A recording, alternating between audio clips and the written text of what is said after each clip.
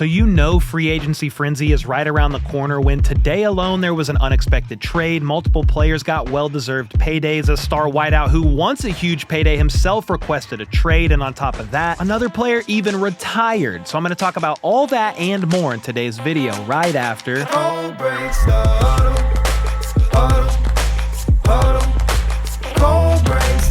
Well, the news just keeps on moving. First up, the Chiefs kicked off the news day for us when it was reported early this morning that they were trading Joe Thuney away to the Chicago Bears for a 2026 fourth-round pick. It's always a bit jarring to see a player of Joe Thuney's caliber get traded, but when you peel back the layers, it makes sense for both teams. Thuney at age 32 is still a phenomenal player. The guy has been selected to the Pro Bowl and made an All-Pro team each of the last 3 seasons, and while he's traditionally played guard for his entire career, he did kick out to the left tackle spot after injuries and inconsistent play from the young guys forced their hand, and to Thuney's credit, he actually played pretty well, basically minus the Super Bowl, for a guy playing out of position.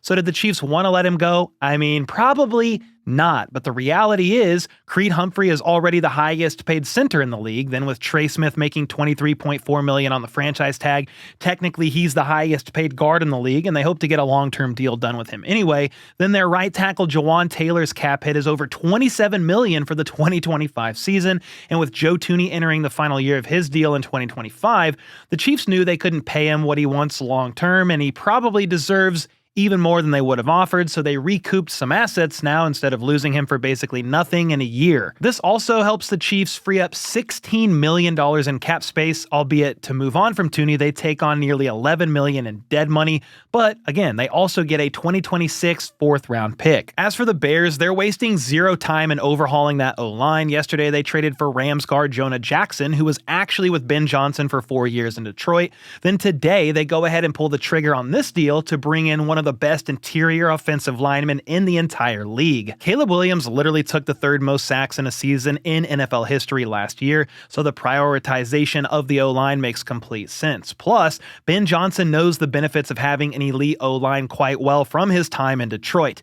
Then we all saw how dominant the Eagles were in the trenches this past season, and that was a huge factor in them winning the Super Bowl. So we'll see how this pans out for the Bears, but I would say they're off to a pretty good start this offseason. Thuney, like I said earlier, is slated to be a free agent next year, so we could honestly see an extension for him any day now. Spotrac said that he's expected to garner over $20 million per year, which has him in line to be one of the highest paid guards in the league. Now, a couple of other players are set to join new teams this upcoming season after they were informed of their release today. The first one is quarterback Gardner Minshew. The Raiders informed him that they'll be cutting ties once the new league year begins on March 12th. They signed him to a 2-year, $25 million deal just last year, and he struggled quite a bit as their starter, throwing 9 touchdowns and 10 interceptions in 10 games before he broke his collarbone and missed the remainder of the season. The Raiders are going to end up taking on over $10 million in dead money to move on from him, though they can split that up over the next 2 seasons to make it more digestible if they would like. Uncle Rico might never be a starter again, honestly, in the league, but he's 28 years old, so still pretty young,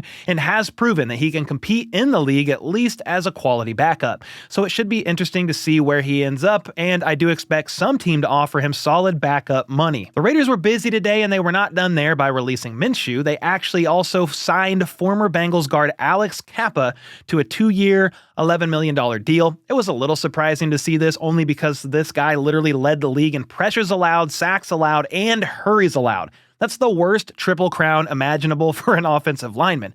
Now, he did cross over with the Raiders' new GM John Spytek from 2018 to 2021, so there is some familiarity there. And based on the contract they signed him to, they see him as a low-risk starter at just $5.5 million per year, and I'm sure they believe they can draw the best out of him. That news was quickly overshadowed, though, by this bomb that dropped later in the afternoon because the Raiders and Max Crosby have agreed on a 3-year, $106.5 million extension with $91 million guaranteed. That makes him the highest paid non-quarterback in NFL history, just barely edging out Justin Jefferson by $500,000 a year. It is definitely well-deserved. I mean, this man has been an absolute problem since he stepped foot into the league 6 years ago with 59.5 sacks, 9 forced fumbles, 3 fumble recoveries, and became just the 3rd player to have over 100 tackles for loss in their first 95 games.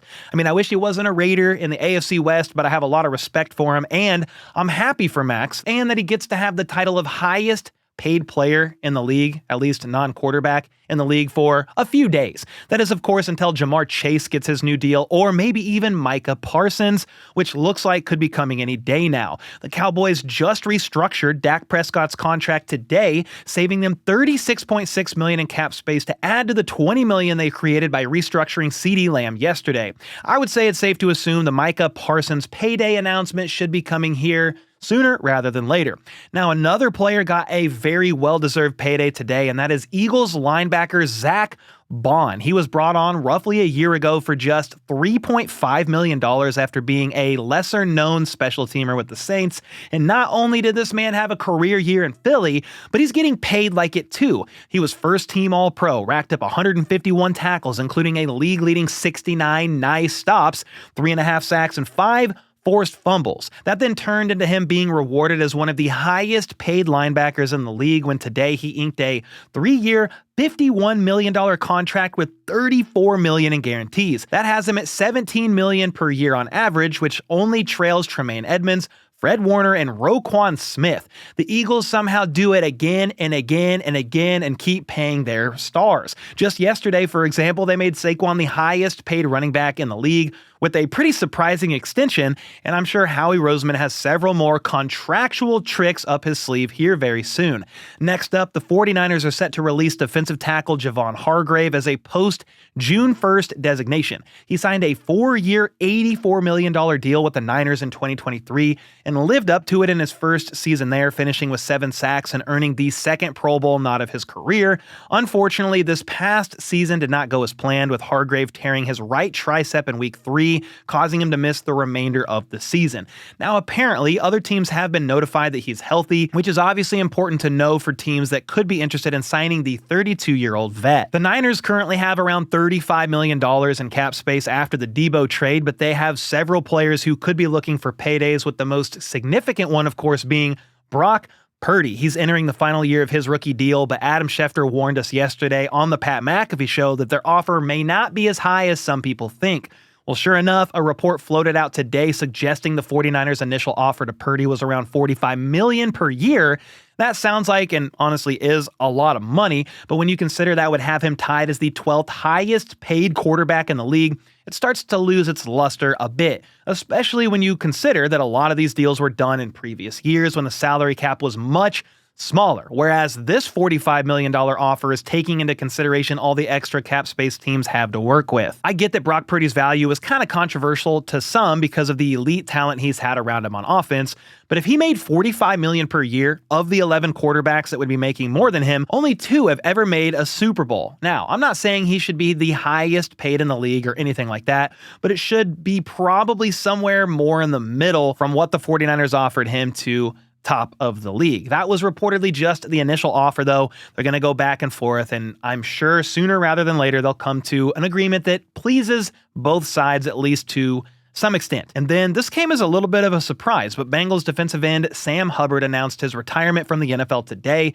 It was actually mixed reporting. Some reported first that he would be getting released, but some reports immediately followed up with this news saying that he was retiring. Which came first? I don't really know, but at just 29 years old, the 7-year vet has only played for the Bengals and was actually the longest tenured player on the team that drafted him, which is pretty cool considering he was also born and raised in Cincinnati. Hubbard actually put out a pretty touching statement today, and in that statement, he ends by saying, "To play my entire career in one uniform is incredibly special to me. I am a Bengal for life, always have been, and always will be." I would assume the season-ending PCL injury he suffered back in December played a role in this as well, and even before that, he battled with a grade 3 hamstring injury that he suffered prior to the start of the season, and he actually opted to gut it out and play through it, which had to be pretty freaking painful.